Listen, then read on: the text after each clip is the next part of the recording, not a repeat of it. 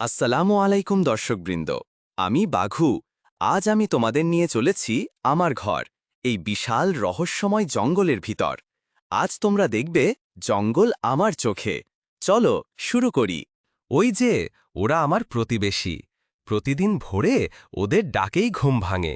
তুমি জানো, এই পাখিগুলোর ডাক আমার জন্য সকালবেলার গান।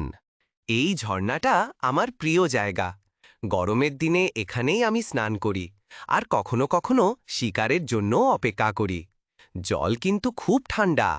এই রাস্তায় পা রাখলে আমি নিঃশব্দ হয়ে যাই। এখানে শিকারী হিসেবে আমার শক্তি পরীক্ষা হয়।